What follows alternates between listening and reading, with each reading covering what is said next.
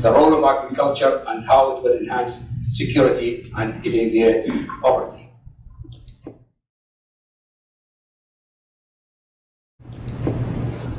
I have summarized the entire operations in these pictures. So, these pictures, it's a tree. So, you have a fruit, and you have the surrounding, the roots. So, your fruits, what do you want to achieve? Is secure the food gap, improve standard of living, conserve natural resource, wealth distributions. How many of you all here think Saudi Arabia all rich and they all have oil well in their backyard? Very rich country. We'll find out soon. Promote economic growth. This is 13 provinces in Saudi Arabia. This is your fruit. Now, in order to get your fruits, you have to do your fertilizer. You have to feed those roots. What are those roots? Water optimization, monitor. This program cannot be monitored by government. It must be monitored by NGO and civic society. Establish insurance, improve infrastructure, establish a reliable center, marketing, improve investment opportunity, good governance and transparency, and establish information center. Luckily, all this was in Saudi Arabia. They are in a very small department, not operating well, except this. These are not there. Monitoring by the civic society. After the beginning of this year, after the Arab, they call it in America Arab Spring, we like to call it Arab revolutions, things have changed. All governments, it's either they change or they will be changed. So when you talk about all these programs, those programs, they will talk to you forever. Now the government said, wait a minute, how much are you talking about? I said, oh, very little amount. We're only talking about $4 or $5 billion. Sorry, $4 or $5 billion. No problem, just let's get it. And now they have just started a $2 billion programs a few months ago in social agriculture. I'm wearing two hats here. You will see only, for now, you will see the hat of the social agriculture to enhance security, alleviate poverty. Then I will switch gear and I will go to another hat as commercial agriculture.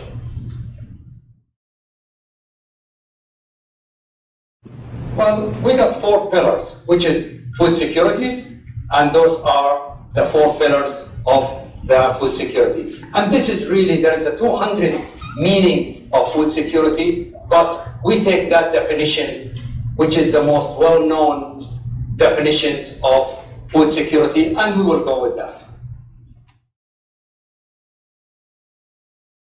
Economic growth, that's the second pillar of the agriculture development strategies.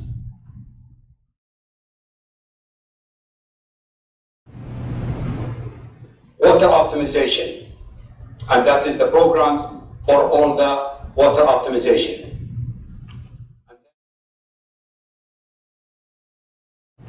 And then corporate social responsibilities. We have to be responsible for the others. I'm very happy when I came to the US that they start to talk now about the US is 15% poverty, 15.1. It's very good.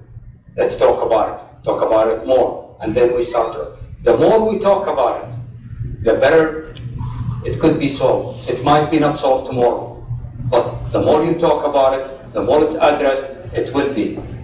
It's not good for the society, for the people, to go and invest billions of dollars in one airplane. Sure, it might serve a handful of companies, but what does it do to the society as a whole?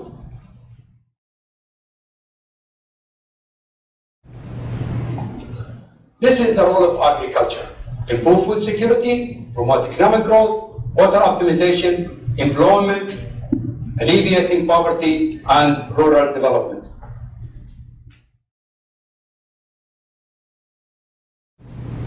This is the amount of peoples are hungry. 2009 estimated 1 billion peoples and the number was expected to decline. World population, as we said, on October 30th, sorry, I said 13, it's October 31.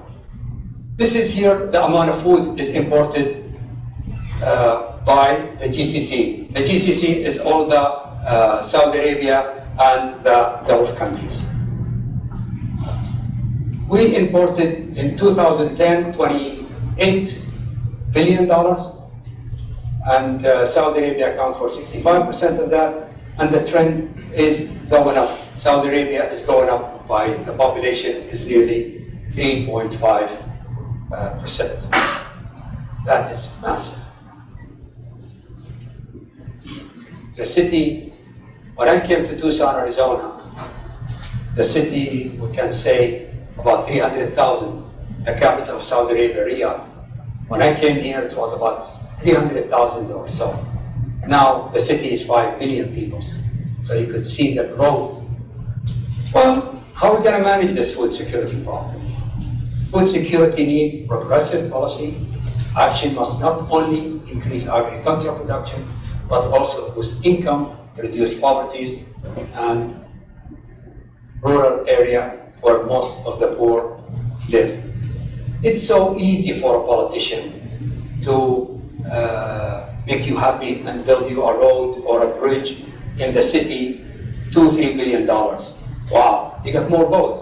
But to build in a village somewhere in the middle of nowhere, to build a road for them for $10 million, it's not a good idea to vote. And same in Saudi Arabia. We don't have voting there, represented government, but they don't have the pressure to make the people of the city happy, but there is no pressure from the rural area. We got to be more careful. We got to develop those people there. You know, they need hospitals, they need roads, and they got to be paid more attention to. What else we need to do? We need to have a better safety net and access family, promoting education, reducing the exposure to the market volatilities. Yes, in here I'm talking about social agriculture, but the industrial world, the US, Europe, Australia, we can use the market drive instrument, derivatives, to take options. Not to take options to make money on speculation. No, Saudi Arabia needs 3 million tons of wheat. We have to take a hedge a position on the amount we need to reduce your exposures. We must have to increase our storage facilities. Some of the countries, because food security is the political aspect of agriculture. And most of these countries will not have facility to start, or they will not have money finance for storage, because the world needs to control you and not to have food. If you play with us, we don't give you food and then make your life miserable. Some of the countries, like Egypt, they don't have much facilities for storage. We must depend very heavily in technology. GMO is our future. GMO, water management is really our future for that. Water limitation. Saudi Arabia and the Gulf state, they're very poor on water. So they abandoned a 30-year program to grow wheat and achieve self-sufficiency, but it depleted the kingdom water supply. The government started to reduce this, and we went from one extreme to another extreme. Comparing that to the US, and excuse me if my numbers is not accurate, I didn't check it very well, those numbers, but those are the number available to me. In the US, it's dropped 100 feet, the aquifer, because we cannot keep pumping water from the ground for this. Agriculture is the major water consumer. Worldwide, 72% of the water available, it goes to agriculture. Irrigated agriculture accounts for 90% in the developing country. In Saudi Arabia, 87.5% of the water goes to agriculture. We cannot afford to do this anymore. We got to do something.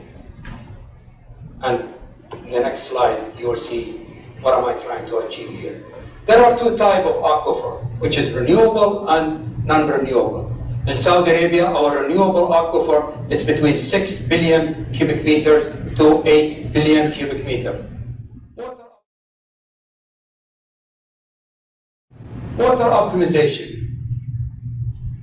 In one way, you will see me, I'm doing it one way and I'm doing it another way.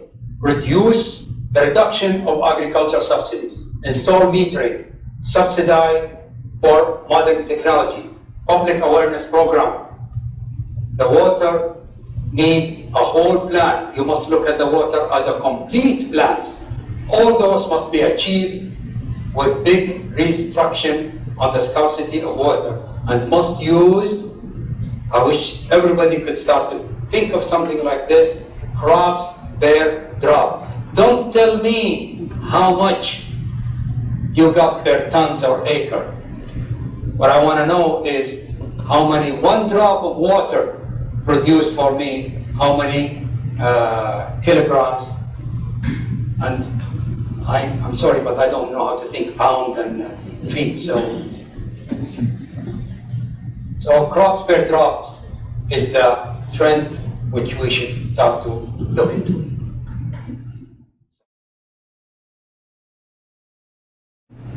Saudi Arabia has a lot of challenges. This is one of the challenges here. Soaring food prices. Agriculture was not a good major for the last 20 years. In 2008 and 2009, we had the food crisis. The world just wake up and discover that there's not enough food in the world. Countries like Pakistan, like Philippines, I don't know about the US, but other countries, they haven't invested any money in agriculture for 30 years. Farmer going bankrupt. The price of wheat or rice for the last 30 years, if it's not go down, it's maintained. But look at the price of 1 kilo of macaroni. How much did it go up? So the processed food goes up and the commodity goes down. Farmer got changed. They have to start to add value to their production. Saudi Arabia here is urban population growth.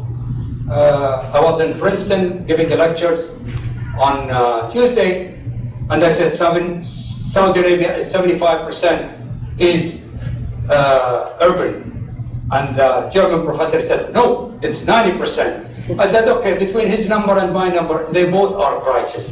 75 or 90%, it's bad because those rural areas, they got to be people inside it and you have to have community. Otherwise, you need to put National Guards in almost in all these roads. It's cheaper to have some development. And water scarcity and the environment degradation.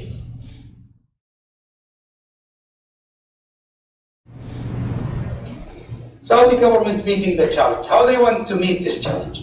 Well, those are the options they took. Saudi Arabia vision is to focus on facing the world food crisis by taking sustainable measures and securing food supply for the citizen and the resident.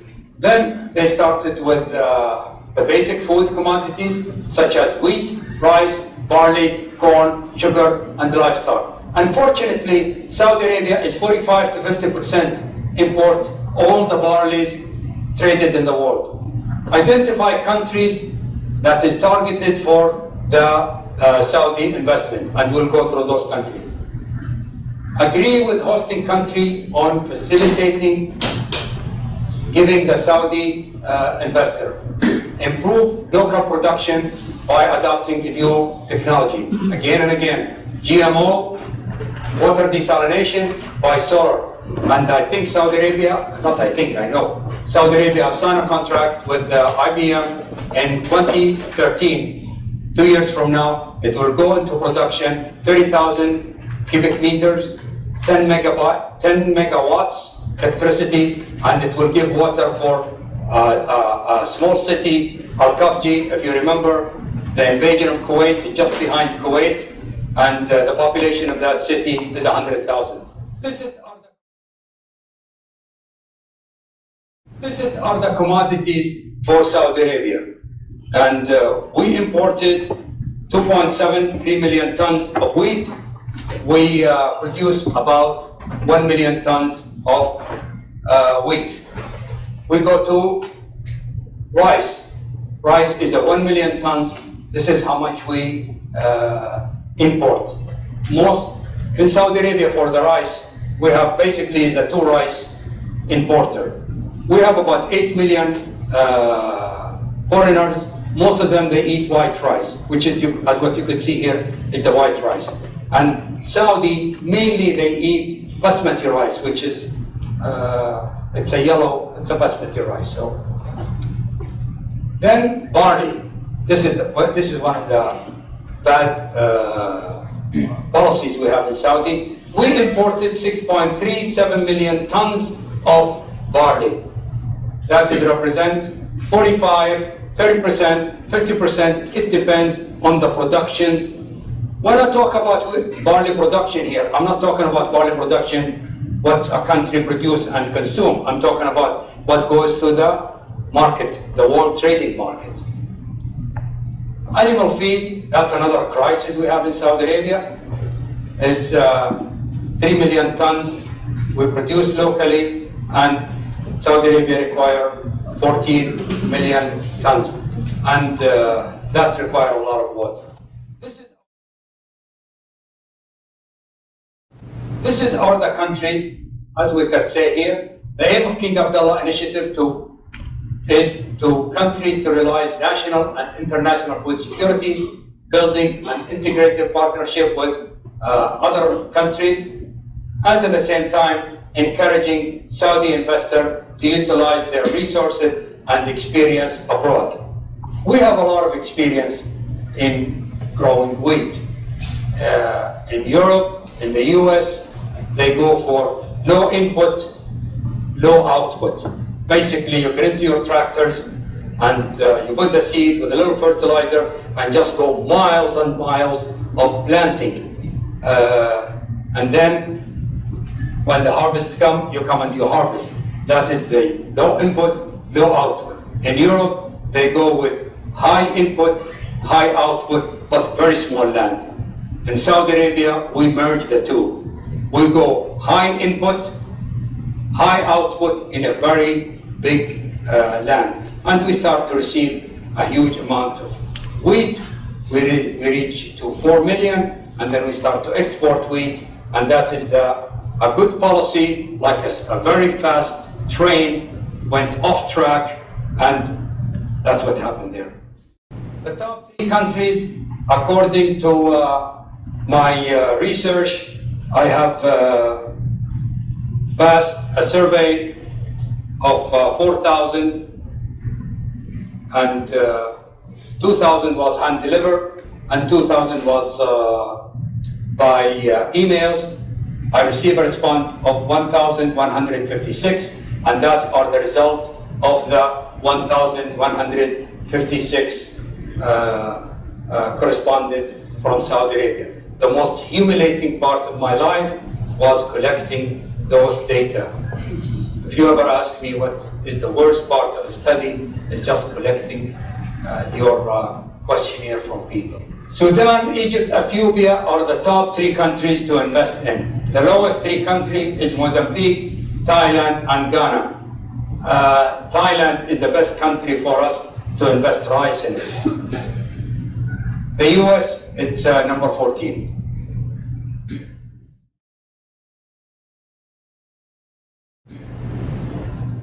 Saudi Arabia requirement for a targeting country. What is the component of this initiative? Number 1, the country has to have natural resources, and it has to have a stable legislative and administration system. We cannot go into a country and we sign a contract with the Saudi government, now I'm wearing the other hat. We cannot go to this country like Argentina, and we invest in Argentina, and they change their tax system a few times a year. How could we make money with that? Because our contract is a long-term contract. And then as we go here, transparency, has to be a good relationship with Saudi Arabia, good tax relaxation, free market environment, and political and social economic stability. So it has to be stable. Those are the pillars of the Saudi initiative. We have an advantage and a disadvantage. Does that make sense to you here? The advantage is domestic benefit, capital inflow, employment, improved crops yield, and reduced poverty. What are the disadvantages? Land degradations, water depletions, labor right, forced migration. You cannot just go on and you take somebody's land and you just say, hey, you know, the government said you don't have no land right, and for thousands of years belong to your tribes, and you just kick them out. It doesn't work that way. Unfortunately, a lot of the land that Saudi Arabia have invested before in Sudan and other countries was under that state. Trade ban. You might be blocked at any times, as Ukraine, as Russia, as India, as many countries. On 2008 and 2009, the food prices went up. They stopped us, or they blocked the export. Challenges of Saudi Arabia investment.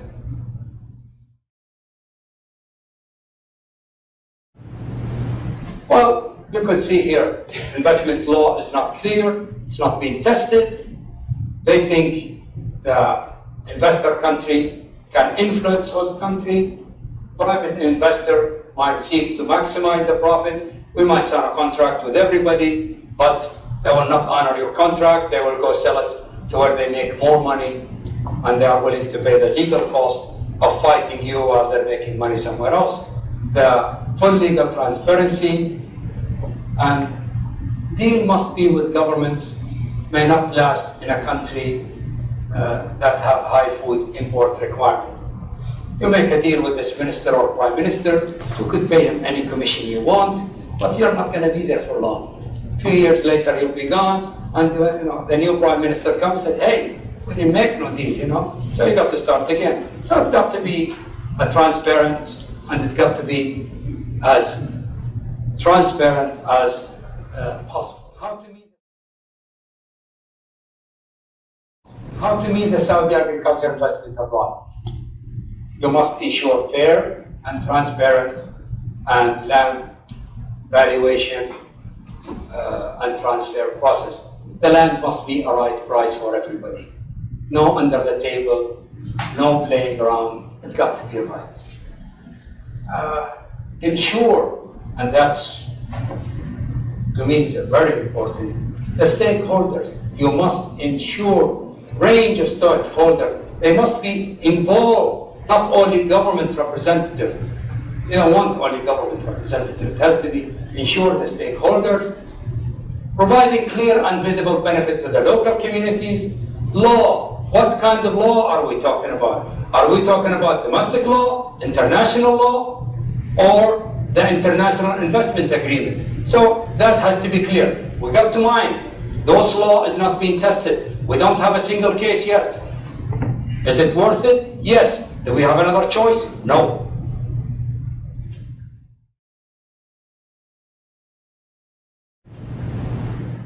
Those are 18 initiatives.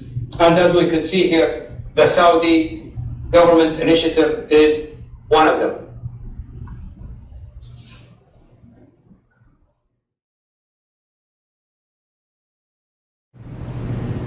This is here some of the numbers. I will not go through it, but as you could, I will leave it for a few seconds so you could look at it. This is our the economics of Saudi Arabia. I hope what I'm trying to do here is give the question and we will try to answer it at the end. What does Saudi Arabia mean to every individual in this room? How does Saudi Arabia affect you? Does it affect you? Does it have any effect? And how much? And that's one of the questions I hope we could answer it at the end of the lecture. Saudi Arabia is sitting right now on 2 trillion Saudi riyals, $500 billion. I don't have in my head what is 500 kilometers from here to somewhere, but from here to Phoenix, it's 160 kilometers, that's 100 miles. Just imagine those dollar bill. It's like you pave it like this, one way, coming back one way, and that's what you get. And you get a lot of extra, because from here to there, it's 160, you still got 140 kilometers way to go with the paved road. One thing here about Saudi Arabia, unfortunately, most politicians and everybody talk about these things here. What is this? This is GDP per capita. Saudi Arabia is making $11,000 in 2004, and in 2009 we're making $14,000. If your salary is $1 million, or let's say $900,000, and my salary is $100,000, can you say the GDP between you and her is $500,000? It's not. So the GDP doesn't mean nothing really, because you have to know how does it distribute it for the societies.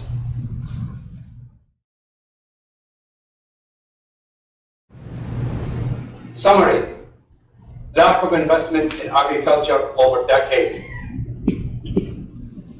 Lack of investment has been identified as important underlying cause of the recent food crisis and the difficulties developing countries encounter in dealing with it.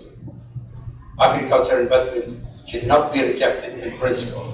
There are risks for the host developing country, and they raise complex and controversial issues on economic, political institutions.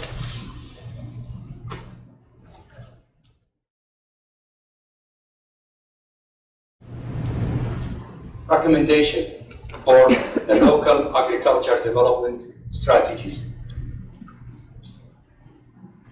Saudi local food production, we have a budget, and our budget is 5 to 8 billion cubic meter. That's your budget. We should grow, and that is the renewable water available to Saudi Arabia.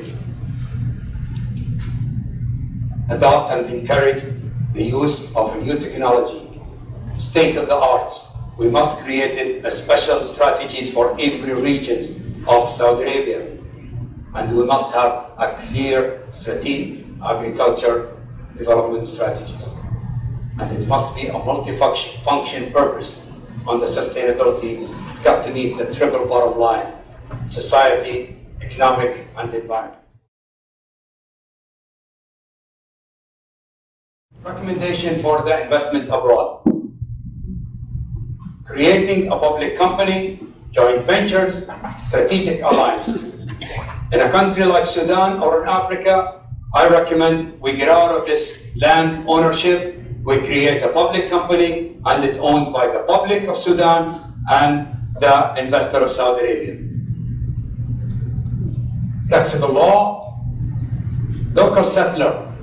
We cannot just make a deal with the government and say, you do whatever you want to do with your local settler, and they all throw them out. No, we must be involved with the stakeholders. What are you going to do with those thousands of people? So it has to be clear, what are we going to do with them? Saudi government should create a long-term contract with the Saudi investor. We provide Saudi investor with cheap finance, and we give them finished product, fertilizer, urea, diesel, and then we get them to sign a contract with us on the world prices to secure this food. Saudi Arabia should act as a facilitator, should not take the actions itself. It should support the investor. Saudi Arabia should have full access to all the investment rules and the regulation. No rules and regulations under the table. Conclusion. Food security is the political aspect of agriculture development. Food security is not only about food, but it is all about security, chronic hunger, threatened individual and government, societies, and borders. As we can see, few government was thrown in 2008 and 2009 when people didn't have the food. Now the beauty of it. Everybody thinks Saudi Arabia is very rich. Saudi Arabia has 3 million people under the poverty line. The populations of Saudi are 18 million. 1/6, it's about 18% of Saudis under the poverty line. This is an official government numbers. Now, let's look at the other side of it. According to Merrill Lynch, a high net worth individual, what does a high net worth individual? A high net worth individual who must have $1 million in the bank account or a paper money minimum.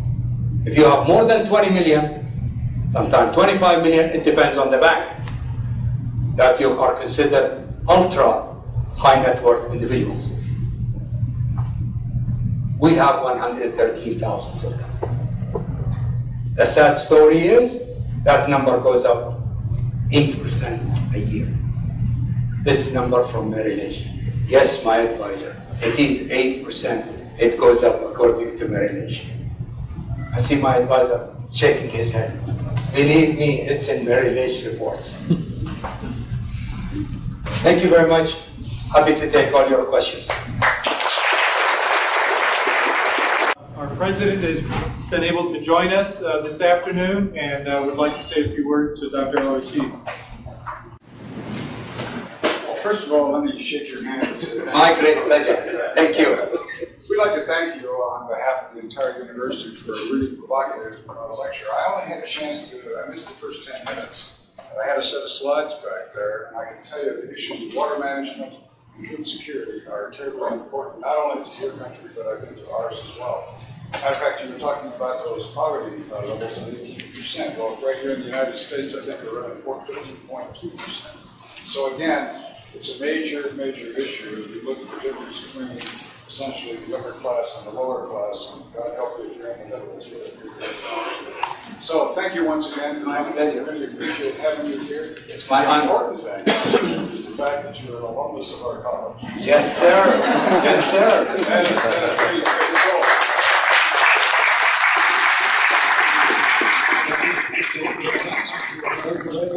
Thank you very much. Ronnie? Hold on a second. Just kidding. No, I'll do it. It's a gift day. Hold on a second. Okay, this is the Saudi dates.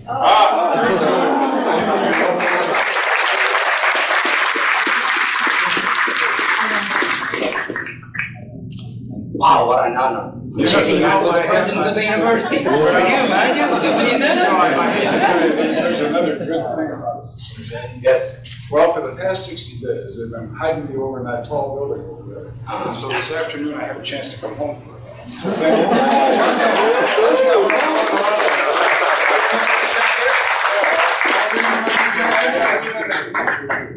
See Mike Proctor in the back row and hi. A whole bunch of good friends. Thank you so much. My pleasure. Thank you, sir. Thank you. Thank you for coming.